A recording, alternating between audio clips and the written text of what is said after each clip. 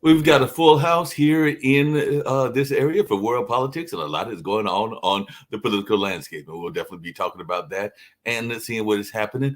And one of the things that I can tell you, and I did say that I would be opening up with maybe a little bit of humor and some thoughts before we bring in our esteemed guests and get into these political discussions. But one of the things that was quite interesting is we do have people that are lining up their endorsements or dropping out of races. We do know that Mike Pence has dropped out, others have dropped out as well, but some are lining up their endorsements because apparently Rick Scott, a senator out of Florida, has thrown his endorsement behind Trump, and there are some other endorsements going on as well. But apparently people are targeting each other, and this is where I might be bringing some thoughts in and maybe even have some questions with definitely our great friend Rick Rosner, who is definitely involved in the entertainment lane and all along those lines. But apparently people are concerned about shoe size. And I'm trying to figure this out because one of the things that I was seeing was that they were concerned about the flats. And there's some people that are teasing DeSantis because DeSantis apparently is of a certain stature in the world and everything. And even Nikki Haley is giving him a hard time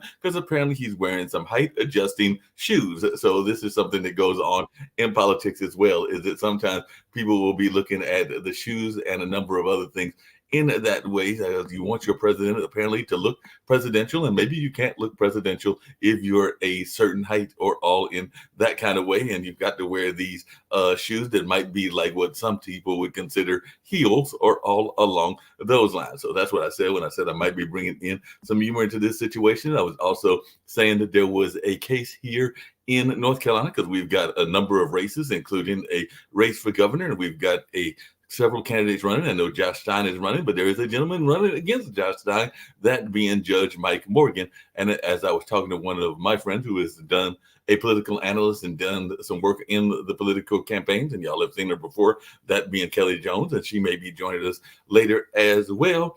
The campaign had already been announced because some of the announcements coming out were that he started his campaign. And I'm going like, no, I think he started his campaign back in September. But what I have since learned is that it was his first official campaign video, because videos are very important in a campaign as well. And apparently they were highlighting some of his growing up around the beaches of North Carolina and being part of the integration of schools back in the 60s and all along those lines, because I think he was born in like the mid 50s and in that space. But I'm going to bring in Rick, and I'm going to bring in some other folks as well, including Kim Calhoun and Jim Eade. We've got folks representing both the West Coast and or so some people like to call the left coast, and those that are representing the East Coast, or what some people like to call the right coast, because it definitely depends on how you decide to do your political conversations, even though North Carolina is a swing state and all along those kind of ways. But like I said, I'm going to bring in Rick Rosner because, like I said, videos can be very important and all along those lines. So that's why I mentioned the thing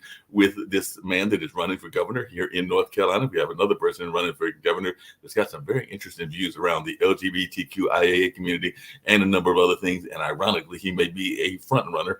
That is an African-American man that is running on the Republican ticket. And right now it's a front runner in the Republican ticket because he is the lieutenant governor here as well. And he's had some very interesting views, and I can pull them up, and then we can decide whether we agree with them or disagree with them. And by that way, that judge that I was referring to is also an African-American man as well. But, you know, the people would like saying he's launched his campaign, but what he actually did is he launched his video campaign. So what's your thoughts around video campaigns? And more importantly, let me talk about DeSantis. I was going to get to that too. Because I've done the same thing. DeSantis is about 5'8", I'm guessing.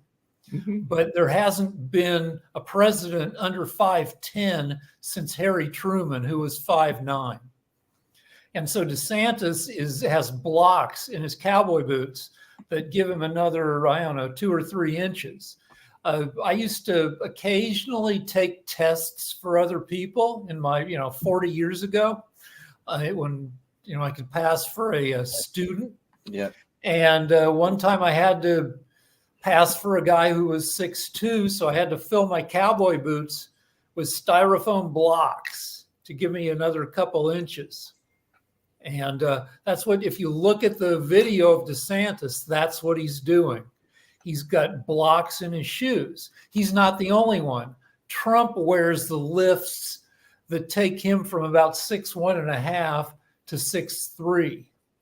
So, people do it, but DeSantis is doing it. I'm sure Trump has expensive lifts that pretty much disguise it, but DeSantis is doing it very sloppily. And it sounds like you're doing it sloppily. I did want to bring in our other folks. Like I said, we've got a full house and all along those lines. Like I said, we've got Jim Eade, and I would definitely know you've got some comments around that as well. So I'll let you make the comments. But I was going to bring in the leader of the network, who is definitely representing a female perspective. And I wanted to make my comment as well, and everything. So we're going to bring in Kim as well. And definitely, in addition to Kim, we've got a future president of the United States. He might even be running as early as this time. And I don't know if he's wearing lifts or not. So, Adam, are you having lifts on, or you're not going on the lift route and all in that space? We've also got a chess champion who is definitely a master of a lot of things, including finances, and comes to us all the way from Canada, that being none other than Sasha Starr. And, of course, we've got my good friend, Jacoby, that is representing Durham, North Carolina, as well, and he's actually on the road. Maybe he's on the road to send Mr. DeSantis some shoes. So he might be driving all the way down to Florida to deliver some shoes and all in that space. But we're going to find out where he's heading as he's on the road again, if I can borrow that song and all along those lines. You had some thoughts around this whole lift thing and everything that's going on, Jim, so I'd love to hear your thoughts. Well, I wanted to say it before Kim came on, but and I think Adam is actually sitting on a pillow. So he's using that height mechanism in a different way. But I think that, I used to wear shoes 2 sizes too big because I thought it impressed women. And so that was my cheating as far as shoes go. But the whole idea of this kind of artificial propping up, it's a toxic masculinity type of thing, and it's really silly. But what Rick pointed out is a fact. It's like it's also one of those things like, if your life is easier if you're prettier. People like you more if you're taller. These are kind of silly things if you sit and think about it, but it's true. And when you make a first impression on people, they go, oh yeah, I liked him, or I liked her, and they're kind of not, you can't hold up to scrutiny, but people their perceptions change based on those things. So can I fault them for doing it? No. Do I think it's silly? Yes. But when he says woke goes to Florida to die, he's forgetting that lots of people go to Florida to die. So DeSantis is against is against trans people, and people on Twitter have pointed out that he's doing the same thing, that by wearing lifts, he's trying to make himself extra masculine, yet he's against other people, addressing issues of gender. Wow. You guys are really something. So you start off the show personally insulting Republicans by talking about lifts. I mean, this is what liberals do. They can't argue. We didn't talk about a single Republican. We talked about the personal attacks. I'm not talking about DeSantis parties. I thought you were talking about Trump. We're talking about shoes. We're talking about shoes, Adam. Get your story straight. And is the Democrat wearing lifts? Bring it on. I have a feeling, James, if I played you in chess, that I'd win. Yeah, I really would accept that. A lot of your feelings. I mean, after this conversation, how can I not? Hold on. I will go after Democrats too. Joe Biden learning how to say checkmate. Hold on. Joe Biden has hair transplants. So do I. And Trump had surgery to reduce his bald spot. So, and I think Schumer also. Childish. I want to point something out. So One of the sexiest men in the world is shorter Thank than you. me. Tom Cruise. Okay. Tom Cruise is short. Tom Cruise is very powerful in the Hollywood industry. And look what he did, right? And literally, I've met him. He's my height, He's short. which is very short. So, 5'3". So I don't think height should matter. And that's one of the reasons why I always loved the TV show The Voice, because it was all based on pure talent, skill, and what people had in them. The people, weighing and measuring them, they weren't looking at them and seeing who they were here. They were hearing what they were here. And that's what we need to get back to. And we need to get back to the human side of it. And I understand we all want to look better. We all want to appear bigger and like we've got more than what we have.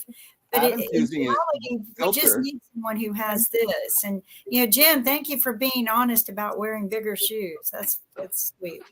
Well, here's one of the latest things the panel needs to address. There are certain states that are attempting to throw Donald Trump off of the ballot, based on allegations that he was disrupting the election and he violated the 14th Amendment. Yeah. Now, notice, no court in the United States of competent jurisdiction has rendered Donald Trump guilty of any of this. What's happening is the states, sua sponte, have put on the ballot to not have his name on the ballot, basically convicting him without a trial, without a jury, without anything, except by voters of the public. Now, this is one reason the liberal agenda gets hurt. I told you liberals were emotional. See, they lie. Look, they lie. They cheat and they steal. And they are obviously, as you can see by what they're doing, attempting to steal the election. Actually, Donald Trump has a point. Attempting to steal the election. That's brilliant. Of course. I mean, the irony is precious.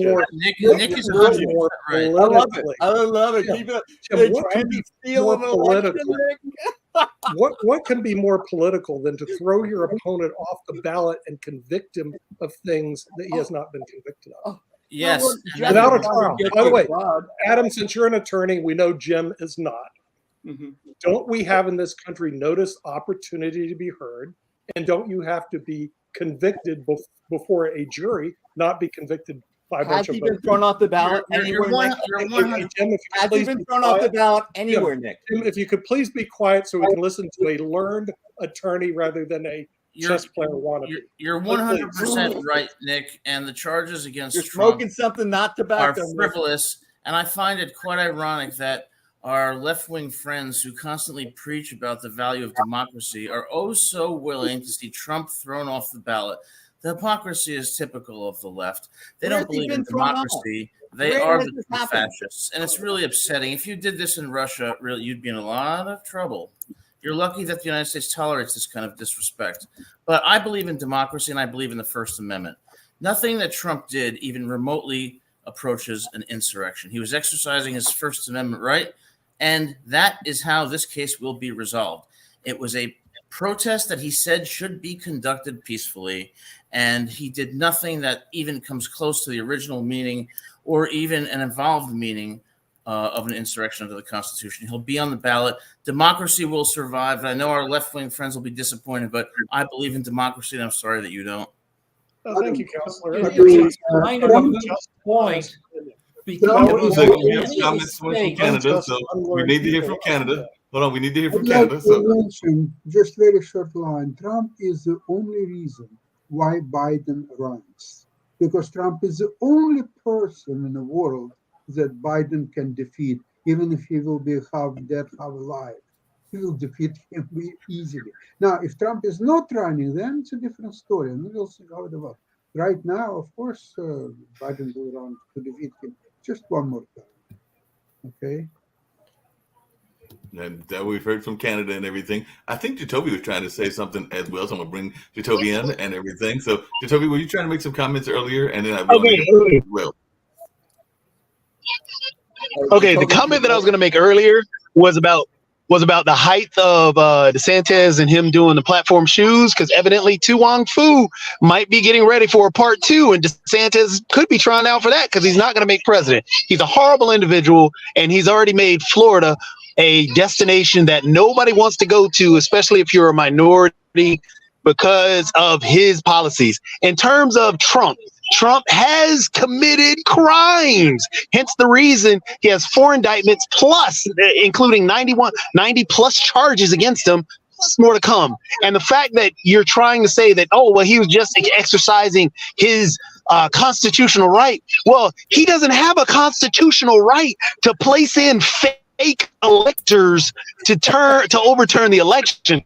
Oh, really? No, right. That's an actual scheme to overthrow the election. And to say anything otherwise shows partisanship and the fact that you're trying to parrot talking points. So those are my quick points real quick.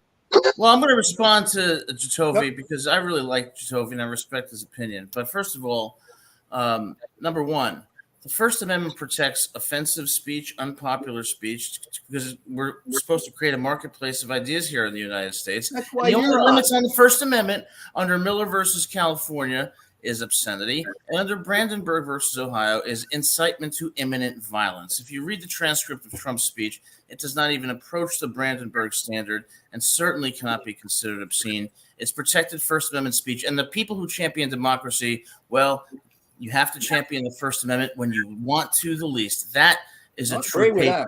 And as far as Ron DeSantis goes, you may not like Ron DeSantis, but like most politicians, they do some good things, they do some bad things. What I see from liberals is constantly this black and white thinking. You're all good, you're all bad. People are more complicated than that. Situations like the one in Russia, like the one in Israel, are more complicated than that. So I think what we need is a more moderate and balanced view, because that's what brings people together, and that's what leads to compromise. Hey, I want to go to Adam. I still like Adam's way of thinking about, we should, test people before they're allowed to vote.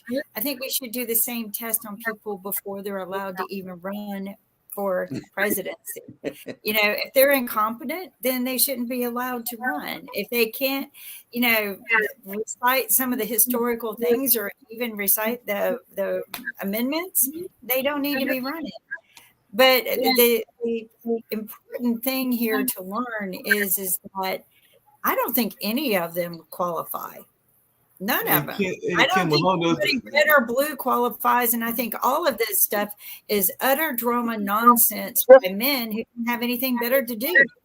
Hey, Kim, along those lines of qualifying and just everything, to point out, what is your thoughts? Should those qualifications be in not just the national level, but also on our state and local levels as well? Because I mentioned a race that is going on in the governorship, and I'm not going to talk about the situation from your perspective and everything, but I know that there are candidates that are running that you might not be all that favorable of because of certain situations that exist. And if you want to talk about that, that's on you. I'm not going to fill your coffee and everything, but that kind of way. But do you think that we should be talking about the candidates on the local and the state level as well, in the sense of being qualified to run, and how do we determine who is qualified?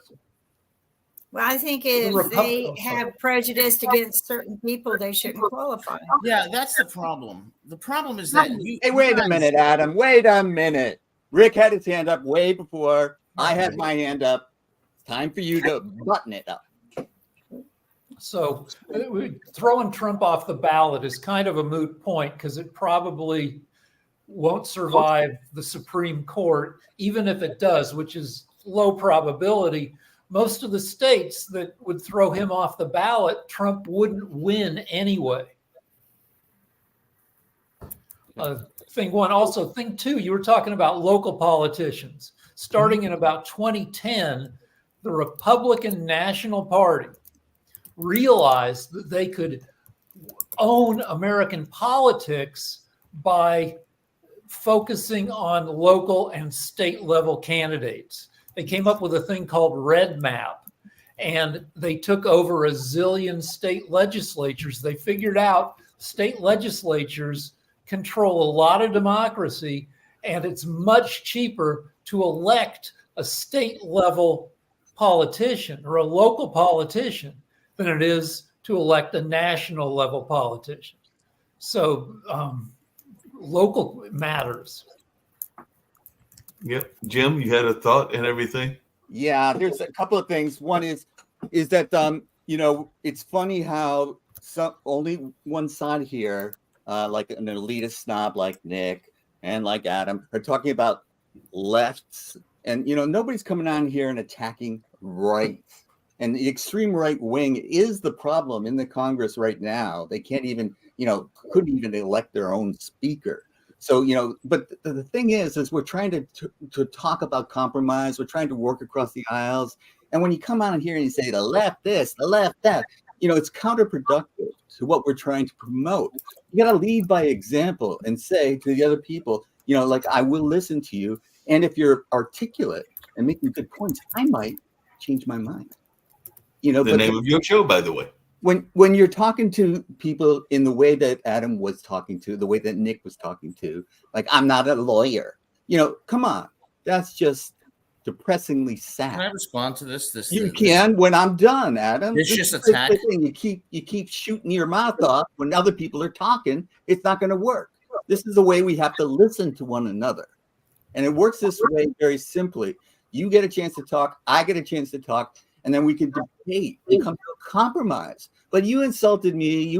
Nick insulted me. And I'm not crying a river of tears. You are so full of it. And the epitome of shooting your mouth off. Adam, you got to shut your mouth when other people are talking. It's simple. Yeah, mute them. Gosh. Yeah, I don't know how many times we're going to run into this problem, but I hope it's fewer and fewer. The idea here is pretty simple. We have difference of opinions, express them politely. And then when we come to a meeting of minds, which is possible, I think Adam and I agree on many things, and sometimes we don't, but the inflammatory language that is being used, and, when we talk about the left, like that's, they used to use the word liberal, which is the root of that is liberty, and that was a bad thing. So now we changed to progressives. It's kind of silly. What we really have here is a difference of opinion that's been inflamed by people like Donald Trump. And what we need is to elect people that are trying to work with each other. And it's not Ron DeSantis, who's trying to be Trump light. But Nikki Haley is a good, regular Republican. And I don't know why people aren't throwing their support behind her. You're muted, Adam. Oh, you're on mute, Adam. You began this show by insulting Trump and DeSantis. You're a serial interrupter of people on the show when they express their opinions. So the nerve of you to claim that I'm being inflammatory, you just proved my point. I do believe that when you talk about inflammatory rhetoric, let's look at college campuses all across the country. Let's look at how liberal academia has become and how hostile it's become and how anti-Semitic it's become. Let's look to students. Let's look to politicians on both sides who have become extreme. And the problem, and not to mention the media, of course, which is uniformly liberal, the problem is that people really aren't interested in coming to common ground and recognizing that the problem is not just with the other side, it's with both sides. And it takes a true leader to come together and to come together in the middle. And I'm willing to do that, and I'm willing to listen to you because I realize I'm not always right, and I certainly have a lot to learn. But to do that, you have to recognize that you often are guilty of the very thing that you're accusing me of. And unless we have that self-awareness, we're not going to be able to come together. We have to realize we're both imperfect, and we have to try to have a more perfect union by recognizing that and compromising and coming together, which I think we can, James. Just really quickly, and I'd love to hear everybody's thoughts, and maybe even Rick has some thoughts around this, or Kim, because I've been hearing this for a while now, ever since that horrible October 7th attack and everything. And as I've said before, I've seen some conservative voices on the certain campuses. I've definitely seen some liberal voices as well. So I personally don't think it is fair to stereotype all campuses as being these bastion of liberalism and all in that space, because I think that there are some conservative voices that are in some of those campuses as well. And I've even seen, even in the Jewish community, some Jews that have been working for peace in the Middle East. There's a whole group that has been arrested multiple times that is asking for that ceasefire fire that is out of New York and everything. So that's the one thing I was going to bring to the forefront and everything. And last but not least, and y'all can agree or disagree, but we had a gentleman on, Sasha knows the gentleman I'm going to talk about, and he was actually talking about another elephant in the room that we haven't dealt with, and Sasha deals with it on his show quite a bit, but Mr. Pruden, who was a defense strategist similar to our own Jonathan Lockhart, and Jonathan's last name and everything, but he is very much of the concern that China is something that we need to be paying attention to on the political front as well. So we had a very deep show on that subject today and all along those lines. But is this something that you're worried about? I know that, Adam, you are very pro Russia, but are you worried at all about the China situation? Because that is what Mr. Pruden was talking about. Here to Toby's thoughts to what I said earlier, because I think it's unfair to make these conversations around the what's going on the campus. Because last time I checked, whether it was the 60s, the 70s, or a number of other things, campuses are a place for public discourse, and we don't have to agree with them all the time. There have been students that I have not agreed with on the abortion issue that have been very forthright on their opinion on the campus. But Toby, I'll let you take it away and your thoughts around that. So I missed a couple of the bits jumping in and out. However, just to point out, James is spot on when you're talking about. I mean, Adam, there's a term called. There's an old adage: a hit dog will holler. So, James, you're spot on. Nobody's talking about left and right, Adam. Everybody's talking about individuals and the problems that these individuals are causing for others. And when you want to talk about, oh, the left this, the left that, that doesn't help any part of the conversation. And that's actually denying the facts of an individual who is the head of a particular party at this moment. For example, Trump. When I'm talking about Trump, who is the head of the Republican Party, you shouldn't be mad at me. You should be mad at Trump because he is the head of your party who's pushing out white supremacist talking points. He's the one hosting anti-Semitic leaders in Mar-a-Lago. So it's not, don't get mad at James or anybody else. Get mad at Trump. He's the one doing these bad things. But for you to actually say, the left, well, you're ignoring the fact that this man is doing wrong. What Kim pointed out earlier in the chat, how we were talking about breaking laws. Yeah, Daddy. I apologize myself. We didn't even mention the fact that he is a convicted sexual abuser. Convicted. Not that he is accused of it. He's been convicted, yet he's the leader of your party. So instead of, again, getting mad at anybody else, complaining the left is this, no, the leader of your party is a sexual abuser. The man who is going to be head of the House should have been arrested for child molestation. The individual, Jim Jordan, should be in jail for his role in the sexual abuse case at Ohio State. The man who's actually now the leader of the House, he is from Louisiana, but is a election denier and was the head architect who actually brought the case up in Texas. So don't give me the left this. The extremism that is happening in your party, clean your party out before you complain about mine. Okay, can I respond to this? First, and I promise you'll be as quick as I can. First, I am not a Republican, okay? I am an independent, and I do not support Trump. Second, many times on this show, the only people that you all are attacking are Republicans.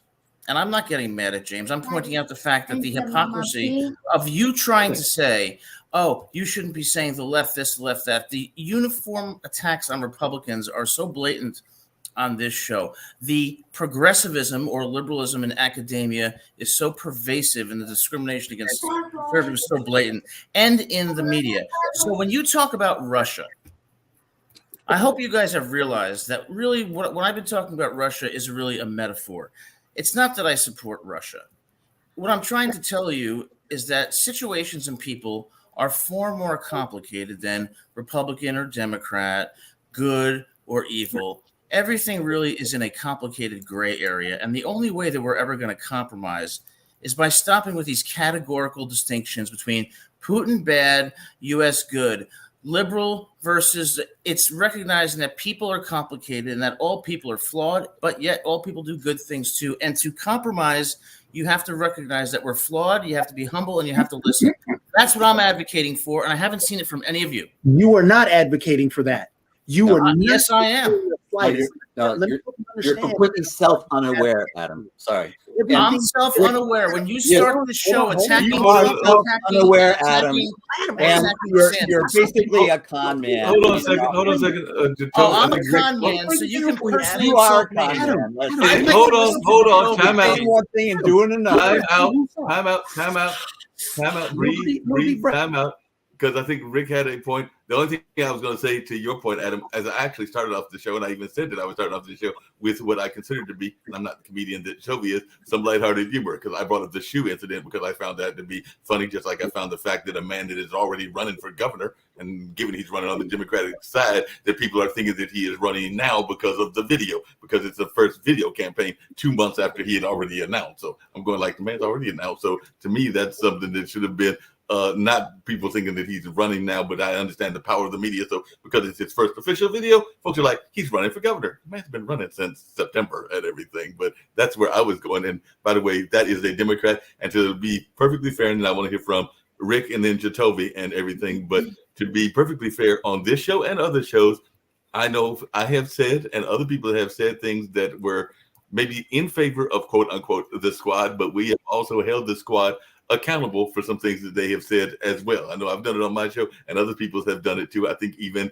Jim has said some things that he felt were needed to be addressed by the quote unquote squad, which is the liberal side of politics or the progressive side, to use that more correct word and everything. But like I said, it's Rick first, Jim, and then we have been joined, and I'm glad to be joined by Kelly, who's actually done some campaigning on the political front. So she may have some thoughts as well, because she's actually worked on a number of campaigns. So definitely, like I said, it is, I think it was Rick first, and then no, Jim first, then Jacoby, then Rick. Rick was up. Rick's up. All right. No doubt we're more polarized now. Pew Research did a study a few years ago that showed that Republican politicians have drifted to the right 4 times as much as liberals have drifted to the left. The right has definitely become more loony, according to this study, and I think according to common sense. Now, on campuses, the loudest voices are the craziest voices.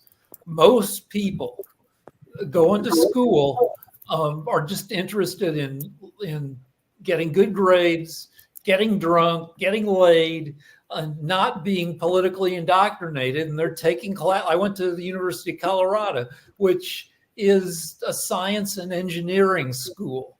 And there was not a lot of indoctrination in the differential equations classes that I kept flunking. And one more thing, I don't think there's any way to feel about Israel, Gaza, that doesn't make you seem like a jerk to a lot of people. It's an intractable, terrible issue. You know, Hamas are terrorists, they need to be obliterated. Netanyahu's is Israel's Trump, and the West Bank settlers are constantly taunting the Palestinians and taking more and more land. So it's a big, complicated mess. Okay. I think it was Jacoby's turn, then Jim's, or was it Jim's next? Me? Okay. All right. Yeah. So Yes. basically, painting all of the universities with one brush is the type of generalization that serves no purpose, and it's intellectually disingenuous. There are people on the campuses that are definitely not people that I would want to associate. There's people that I agree with but don't want to associate with, and then there's people that I really like and don't like me. And so it's a mixed bag. And to paint them all as like they're this or they're that, it's just not productive at all. And when we come on about this right versus left stuff. I don't think that that's very productive. I do think that we have to point out extremists when there are extremists, and I think I'm really sick of saying there's wackos on both sides, because one side has had the wackos take it over, so that's different. It's not the same. You can't draw an equivalency between the two. I would say 20 years ago, if you said there are wackos on both sides, I would have said yes. But starting with the Tea Party and then starting with Donald Trump, adding on to it, gasoline on the fire, the right-wing part of the Republican Party started to become more and more powerful and to take it over. And now people aren't even primary. Good, solid people like Governor Sununu of New Hampshire don't even run because they won't win. They know they won't win because they're not crazy enough. And if you look up his conservative background, he's right on as a conservative. I won't agree with him on a lot of policies, but man, the guy is a standard bearer, but he won't win. He's not crazy enough. Nikki Haley has no shot. I don't think. Maybe she does. Maybe somebody will throw a bunch of money and she'll get in a race. But, no. We got guys like Don DeSantis coming on and trying to be Trump light. Just who's wackier? And that's the way otherwise you get defeated in primaries, and they threaten you. They're very clear about this. If you don't vote with us, you won't win in the we'll primary you. We'll put somebody up against you. And so the moderate Republicans, the Republicans that I used to grow up with and debate, they're vanishing. So don't draw me this false equivalency of, everybody's wacky on both sides. It's not true. Mute Adam, you got to get off and mute Adam. And then don't tell him that. Don't tell him that. Let him go on and on. Oh, shoot. I got you. I hope that the It's audience. Toby's I was turn. next. Hold on. I was next. Adam, where are you going when I was next? Toby was next. Yeah, I Oh, was I'm in sorry, line. Jacoby. Toby's Go next, ahead. then you, Adam. Here's a bad joke. Just like a Jacoby. normal Republican these days wants to jump over the black man. So, No. the way it is Don't go there. today, Jim, you are spot on. The extremists of the party have taken over the party. Marjorie Taylor Greene is now a moderate Republican, and she is nuts. Lauren Boebert is a moderate Republican, and she is nuts. And so those individuals that, Jim, you're speaking of, the most extreme Democrat, if you even take the squad is if you anything comparable on the other side is not even close to a Marjorie Taylor Greene or not even close to a Lauren Boebert. The squad, their big thing was the Green New Deal. If you take off the title of Green New Deal and talk about the policies on the inside, most people want what's in the Green New Deal. So if you talk about what Marjorie Taylor Greene wants, the death penalty for particular things, for simple law things, if you want to talk about Nick and dealing with litigation and lawyer stuff, when you start with the bare minimum punishment as a death penalty, that's extreme. And that's the moderate Republican Party at this moment. And that's the sad part. Until we can be honest. And Adam, what you were talking about earlier, and this is where it gets down to where I'm saying you are not pulling for, you are not trying to be this standard barrier of benevolence on being fair on both sides. No, you are doing the exact same everything everybody else is doing.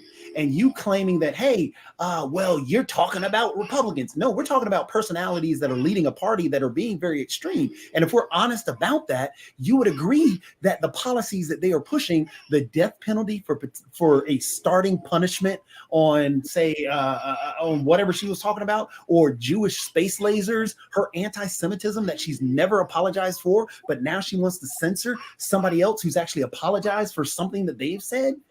It's crazy. And take, for instance, right now with the Republican Party, what they're trying to put up in terms of the Israeli aid. Oh, my goodness. Oh, every Republican couldn't get to a microphone fast enough to say, hey, we should support Israel. But now Mike Johnson's gotten up there and said, hey, we'll support Israel if and only if we get these cuts. So wait a second. Are you really wanting to? That's an extremist position. And we should be able to call them out instead of diving into our tribal politics and saying, well, my side is always correct. Well, no, your side is always. That's not true. No side has every answer. And that moderate Republican is gone because they're pushed out and called rhinos, primaried against, just like Jim was talking about earlier. And just like Rick was saying, yeah, that moderate, that's no longer there. The extremist is there, and that's where we get into this problem where we can't even talk. We can't even have a conversation and talk about humanity going on. The problem with what's going on, they just bombed the same refugee camp a second time. And you know what people want to say? Well, okay, they should go after them again. What about the Palestinian people? How can we forget the people? If we talk about we care about the people, oh, yes, everybody's upset about the beheading of children and all this, but does that mean dropping a bomb on children is just fine? No, it's doing the same thing. Vengeance begets vengeance. Evil begets evil. We cannot get into this cycle where we're just murdering people over and over, and just because you're on my side and they're on your side, I should be able to champion them all. No, that's not it. And so when, again, Adam, when you say you want to be on this both sides trend, be able to admit that, yeah, what Trump is doing is wrong. Don't sit there and say, well, those are Hold on a second. Before I get to Rick, and before you answer and everything. Hold on. Before you do that, I did want to bring Kelly in, and actually somebody had mentioned the fact of whether there is liberalism or non-liberalism on the campus and all along those lines. So I know Kelly has worked on some of those campuses, including around UNC and everything. So, and has worked on some political campaign. So Kelly, do you think that the students are more liberal, or do you think, like I do, that there are both liberals and conservatives that exist on the campus? But I'd love to hear your thoughts and just the thoughts around the conversation in general. Okay, I think there are definitely liberals and conservatives on campus. I think that the question is who has the loudest voice, the greatest passion. When we went to some of the universities, we were seeing like maybe 10, 15 students at a major rally. At UNC, the UNC Democratic, the UNC Democrats, we had a major event, rally to the polls, and I think there were maybe 7 people there. So I think a part of it is, and today, so we're talking about something major with voting, but today, while Hillary Clinton is teaching, students walked out because students' names were exposed who wrote again, who did an they were upset because they published the students' names who were against I think it was an something that happened in Israel. I can't remember right now, but the bottom line is students were passionate enough to walk out of a class and make a stance. And I think that right now what we're getting is students will engage, whether it be liberal or conservative. I mean, we have a lot of students that, believe it or not, are still in the middle. I think a part of the problem is, guess what? We're not creating a story for them to follow behind. Like when Trump was running, and once again, I'm not Republican, but I have to say he's a marketing genius. He gave you a story to follow behind. We're not doing that. We're not creating those points of engagement. And as you say, we've got a high suicide rate among students. We've got I'm talking about college students. We have a high rate of depression, a high rate of anxiety, even with athletes. So because they're busy, they don't have time to figure out all the details. They don't have time to figure out all the minutia. Give them the points, give them a story, give them something that they can work with, and they will get engaged and they will get excited about it. But they're not engaged. And yes, there is a strong presence of conservatives. There is a strong presence of liberals. I think one of the things that will surprise individuals is that the presence of conservative people or Trumpers on some of your HBCUs is a lot larger than you think. So some people think, oh, well, we're automatically going to get that vote. Democrats are going to get that vote. Not true. Because we had the campaign at the, at the homecomings and stuff like that last year, and 2022, last year. And no, there are quite a few Trumpers out there. So until somebody can find a way to create a story that will engage people, people still remember Elizabeth Warren going on Saturday Night Live or someplace and drinking beer. I mean, that was the big thing, that she drank beer. So you got to find something, believe it or not, and that is so minute. But if it gets people to the polls, look, give everybody a couple beer. I'm just kidding. But I'm just saying, realistically, we've got to find a way. Yes, they are active. They are passionate. They will vote. We just don't have a story to excite them. Can I respond? Yeah. Yes. Interesting point and everything. I think definitely want to hear from Rick. Sasha, I don't know about. I'll keep this very brief. I hope that the audience is paying attention to what has gone on this show. I have been accused of having essentially being purely black and white in my thinking, being an extreme Republican. Well, while on this show, the actions of every panelist who has done that has been guilty of precisely that. Every single criticism has been against, the extreme right wing, the extreme Republicans, Donald Trump. Not one comment has been directed at extreme elements of the Democratic Party, at the extremism on campuses, and the incredible bias in the media. They are doing precisely what they're accusing me of. And I'm the one who has sat here on this show repeatedly and said, of course I believe in moderation and compromise. I believe in a Palestinian state. I'm pro-choice. I'm against the death penalty. I believe in progressive taxation. Okay, and I certainly am willing to compromise, but you guys accuse me in a condescending manner of acting in this way, yet every comment you've made on this show has been uniformly against conservatives with no recognition that your party has been guilty of precisely the same Hold on a thing. second. Hold on a second. Adam. I have to make And Jacoby, for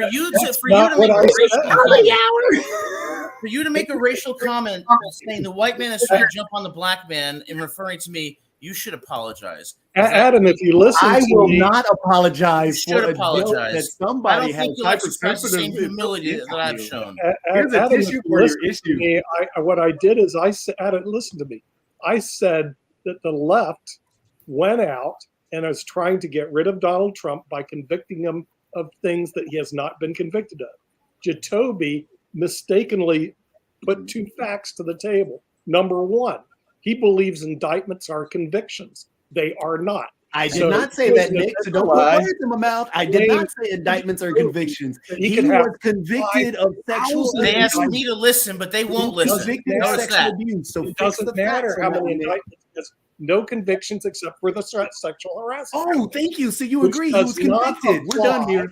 Okay, if Jacoby would listen rather than talk, it does not apply to 14th Amendment claims. So this is the left going out of control. So this panelist certainly did not jump on the bandwagon of the right. Okay. Then another factual mistake Jacoby made.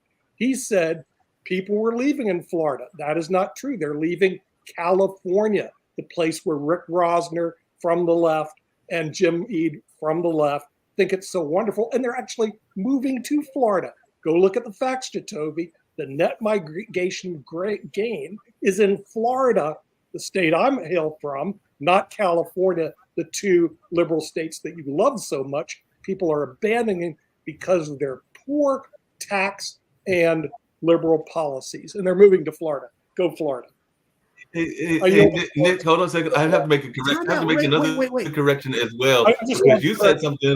Hold on a second, but I want to hear from you, Jacoby. But you also made a misstatement and an incorrect statement as well. Because if I heard correctly, and this is something that Adam has brought up before, because he has predicted that there might be a bigger boost in the African American population from Trump supporters. And if I heard Kelly correctly, she said that in her going around campaigns that she has noted that there is a rise of the vote of Trump supporters, even on the HBCU campuses. I believe that she actually backed your standpoint and everything, Adam. So I have to make that correction because, like I said, I've not been on this campus. She's actually been on those campuses. And if I heard her correctly, she did actually say there has been a boost of the rise of Trump supporters on the campaign. Did I hear you correctly, Kelly?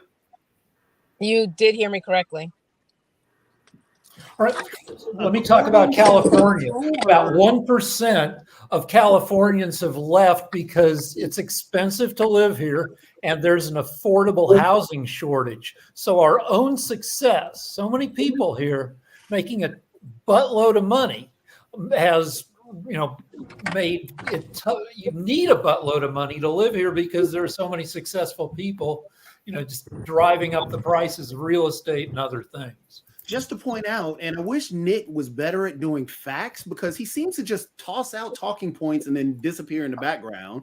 But again, as pointed out in an article, Channel News number 8, and Nick, I know you're in the background, so I'll post this link. Channel News number 8, posted October 21st, 2023. The Census Bureau released new data this week showing the state-by-state migration trends last year. You know what? 490,000 people left Florida. Oh my goodness. Is that contradictory to what Nick just said? That I was wrong? That's almost exactly the number who left California, but Florida has only 60% of the population. So proportionately, more people left Florida. And then on top of that, the number one destination for leaving Florida is going to Georgia. So Nick, next time you point out facts, get them right. Also, when you said that I said indictments were convictions, again, quote me correctly. I said indictments, and there were 90 plus charges. So that's not what I said. The only thing I said he was convicted of was the sexual abuse. So if you would like to, as you agreed with, and that's what Kim pointed out. So unless you want to say that I am wrong, Kim is wrong, Jim is wrong, the others here are wrong, you can come back on and say that if you'd like. But again, we have facts, and the facts are on our side. So Toby, he you wasn't apologize for that convicted of- racist attack on me? Are you prepared to apologize? I don't care about what you say. You're making up this whole racist attack like you're hurt. So I don't care. We can You're shut the that one who down. said Let's it. move to Jim. Or I'm sorry, let's move to Rick. So Trump wasn't convicted of sexual. He was found liable he was found culpable for libeling a woman, E. Jean Carroll, who said that he raped her. So the judge found that they found him guilty of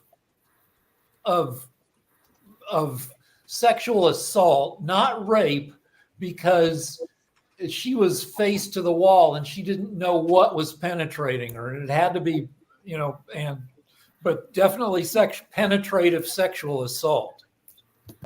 The House wants, in terms of aid for Israel, they want $14 billion aid for Israel, but only if $14 billion is cut from the increased funding for the IRS.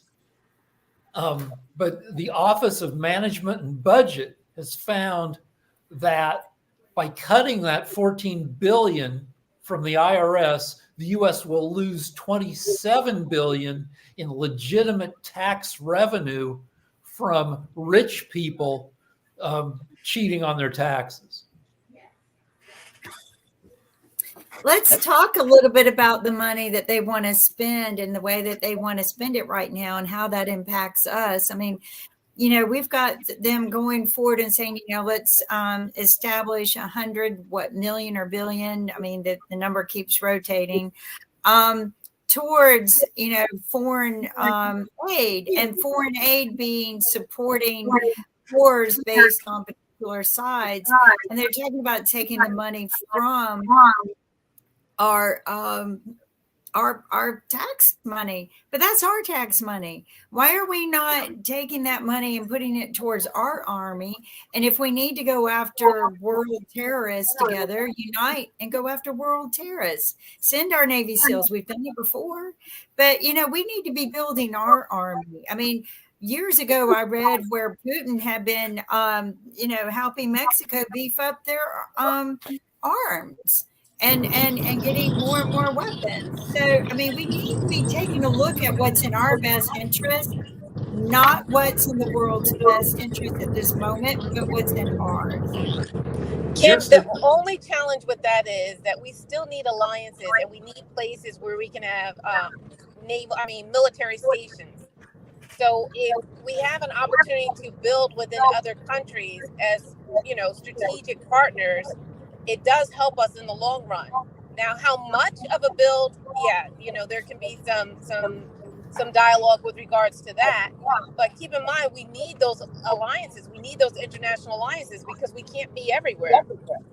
And Well, I understand we need alliances, but you can do alliances without having to give out so much money and build your alliances as if, working together. But to sit there and give them money that we really don't have, we're complaining about a debt GDP that we can't even run our own country right. And we need to pull that together before we go out and help other people. So just to touch on what Kelly's saying, because Kelly is spot on. I mean, we are a global society at this moment. There's so much going on in the world. And yes, we have to have alliances. We just can't, I mean, yes, throwing money out there or putting money to particular places for humanitarian aid, for helping build society, that's what we need to do more of. Because we cannot live in this isolationist world and expect, everybody's going to bow down or listen to us. And if something happens to us, we're expecting other people to come to our aid just as we come to theirs. So alliances are necessary. It's the same thing as living in a neighborhood. If you're good friends with your neighbors and something happens to your house, yes, your neighbors are going to come and help you. And that's what we want to be in a global society. And that's why, working together with these other places and thinking about our military, we have a surplus in a lot of ways in our military in a lot of ways. We have tanks sitting out in the desert right now that are being unused. We have military supply companies selling off old things that we can't even use anymore. Why? Because we have such a surplus. So yes, building ours up is fine. Also, foreign aid is fine. We cannot be this shining beacon on the hill all alone. We live in a world with other people. And I agree. We can build alliances by working together, but giving them hundreds of millions of dollars is not the way to do it. We don't need to be giving money to help fight their wars. We need to be building alliances and working together to go after terrorists. That's what we need to do. But the thing is, how? If we're going for humanitarian aid, that's money. If we're going for military supply, that's money. Everything that we do cannot just be this, hey, they need cell phones, let's ship cell phones. It doesn't work that way. Exactly. We can't be giving them money all the time and stuff all the time. What I'm saying is we cannot just say they need cell phones, so let's ship them cell phones. What about the infrastructure? Is the infrastructure set for cell phones? No, we got to build that out now. So that costs money. Exactly. So we have to ship money. It's one of those things that's part of our society. The U.S. But they don't need that money for war. We can go after the terrorists together. The things that they're asking money for, we don't need to be giving money for. The U.S. I think has we need to be putting that money towards our country, towards our humanitarian needs. Personally, I would rather wait. And people know how I feel about this, but I would rather waste our money on a stupid Trump wall, which I am totally against, than waste our money giving it to people that are using it for war. But again, you have places like Ukraine that are in the middle of a war. How do you get them help? Do you just say, hey, we're going to stand here or we're going to fight the war for you? Because then that's World War III. No, you're not fighting the war for them. They should be going after the terrorists. I thought that's what they were doing, going after the terrorists. But Russia's a government. Oh, that's Russia. We're talking about Russia. I'm talking about giving aid to Israel right now. The other thing is, as we send our troops abroad, we need to make sure that we're putting a hedge around them or putting a hedge of support around them. So if we're not building up allies, then we're sending our troops out there and we're making them more vulnerable. So it's sending out dollars to alliances to once again make sure that we maintain alliances, but 2, to protect our troops. And then 3, I don't know if you heard about something called Art of War, but it's basically understanding your enemy better than you understand as well as you understand your allies. And if you don't understand your enemies, or how can we understand our enemies being in such in a distant place? So if we can form alliances elsewhere that can navigate through things for us so that we understand what our enemy's doing, so we understand certain social tactics and stuff like that, then once again, we are better preparing our troops for safety and for an opportunity to return home. The U.S. has 800 military bases on foreign soil. Under Trump, we started pulling back, and China stepped forward to become the world's friend. So a lot of this foreign spending is, if we want to continue to be the world's dominant nation, if we're going to have to be the parents who pick up the tab when the family goes out to dinner, if we're okay with no longer being the world's dominant nation, then yeah, we can pull back. Well, I think it's a little bit complicated in the sense that we'll take a look at our recent history, and we had a good alliance internationally under Obama, and then even our allies didn't trust us under Trump.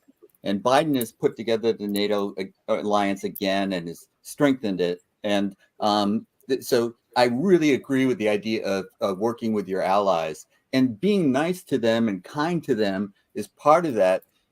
It doesn't necessarily mean that you give them millions of dollars. But what it means is that you take in their interest as well as yours when you're negotiating solutions to problems that are out there. And this is not something that we have done well historically as a country. We have not taken in the interest of the countries that we've been in, occupying, taking their resources, whatever it is that we've been doing around the world. We have not been very good at thinking about, well, hey, what do these people want? And how do I work with them instead of exploit them? And these types of things are very delicate. And you can play it very well, as Obama did. And I think you can play it very poorly, as Trump did. We were untrusted, and after the Trump administration, by our allies. And we were trusted again after Joe Biden rebuilt it. Now, do I want a younger man representing the principles of Joe Biden that works across the aisle and can draw in these alliances? Yes. But what we're stuck with is our choices. And I don't see a better choice going forward. But it doesn't mean that I'm going to be turning my brain off and thinking, where's the Democratic, handle that I can pull. No, it's just that, it's a question of choice, what we're left with. And I wish the Republicans would get their act together and nominate somebody who has common sense. I keep saying Governor Sununu. I could live with Nikki Haley. There are people out there, but they're becoming fewer because they have been taken over by the MAGA hat wearers. And they're going to lose a few more elections before they learn their lesson. And hopefully they will. And we could have two parties that can start to cooperate and pass legislation that helps the country, helps the citizens, which is what they're there to do. Thanks. Biden and the Democrats are generally a centrist party, and they've been able to become centrist because the Republicans have moved so far right. Progressives, like lefty liberals, hate Biden. They're furious with his policies. Biden is pretty much Eisenhower in most of his policies, just a center, which is not a bad place to be.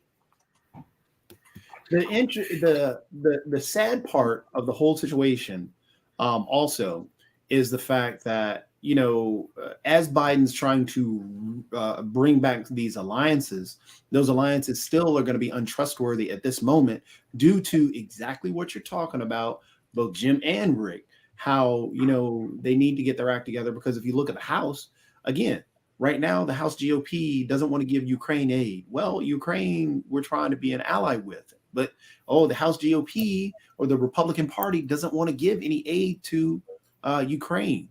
The GOP, as I pointed out earlier, Mike Johnson's big push for Israel aid is if everybody kowtows to what the extremists position that they want to do domestically. It has nothing to do with what's going on in Israel, but it has everything to do with what they want to push through domestically. So This current House has enacted 19 pieces of legislation, which is less than 20% of the previous least effective House in history. We're getting nothing done. Our credit rating has dropped. Well, has been under attack because you have government shutdown. You have, we can't pass a budget and all that. We might not even get a budget, and that's supposed to happen in what, 2 weeks? So we might have another shutdown just because the Republican Party. Chaos, compromise. And this is where the funny part is that they tried when they were running through the 18 trying to find a House Speaker. They were pushing through, hey, well, it's really the Democrats who really threw us under the bus. No, it was Matt Gaetz, a person in your party, that decided to take out McCarthy. It was nobody. There was nobody in the Democrat Party that was going to vote for a Republican. I mean, that's normal politics. It's not going to happen. They put up their person, and 5 Republicans could have voted for Hakeem Jeffries. If you look at all the amount of votes that everybody got, Hakeem Jeffries got the most out of every vote getter there.